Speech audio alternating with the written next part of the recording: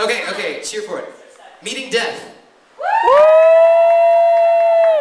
School shooter. Woo! Stripper in New Orleans. Yeah! It sounded like everyone wants to hear the story of the stripper in New Orleans. Yeah! New Orleans is the theme of tonight, come on. Okay. It is. I hate New Orleans. So I was living in New Orleans, and I hated it, and I had a really good friend who lived in Birmingham, Alabama. And I was supposed to go see Los Straitjackets with my really good friend who lived in Lafayette, but her boyfriend's best friend got hit by a car, and she couldn't come see me, and I was like, okay, you've known me for years, you've only known him for like 6 months, like, I don't care if his friend got hit by a car, I'm bored. But she stayed there, so I didn't have anything to do, and I was like, I'm gonna go crazy if I have to stare at my walls like one more day. So I got my money together, I hopped on a Greyhound to Birmingham, Alabama, hung out there for a week. I loved it, I ended up moving there, and I might be moving back. But on the way back to New Orleans from Birmingham, I encountered this girl named Jessie. She was really sweet, very, very intelligent, but she had on flip-flops, cut-off shorts, bruises all over her legs, gangly teeth, like Betty Boop, Donald Duck t-shirt type deal. My kind of girl. Yeah. She was pretty.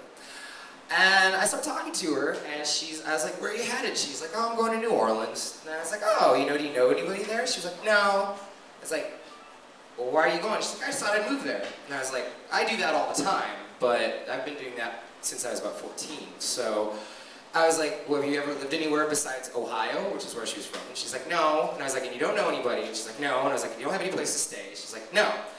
I was like, well, what were you gonna do? She's like, oh, I figured, somebody would tell me where to a hostel to stay in or something. And I'm like, how old are you? She's like, I'm 19. I was like, you're staying with me. All right, no questions asked, come stay at my house, you'll be safe, it's okay. So she was staying with me for a little while, and she decided that she was going to become a stripper on Bourbon Street at a place called Big Al's.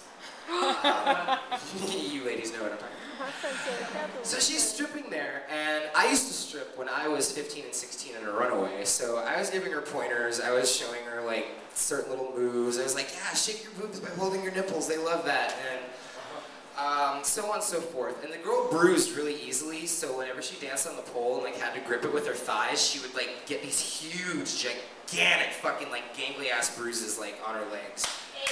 Amen. Yeah. But I mean, she was a sweetheart. She was making okay money. She'd come home with 60, 70 bucks, in an evening. Well, one night she comes home with this guy, and they have each other's names tattooed on their arms. He had her full name, first name, middle name, last name tattooed on his arm. She had his initials, EWG, Eric William Ganter. And I asked her later why she didn't get his whole name, and she's like, what, am I fucking stupid? If I ever break up with him, I can tell everyone this stands for everyone wants green. But the story behind their meeting was, she was stripping, and she saw him in the crowd, and he was, obviously rolling ecstasy, really hardcore, grinding his teeth, sucking on a lollipop, all that rolling ecstasy type stuff that you do. And she went up to him and she was like, I really want to talk to you after this. And he was like, I'm broke, I can't afford a private dance. She's like, no, I mean, when I got off work, let's go out for a drink. I think you're really cute, let's go out.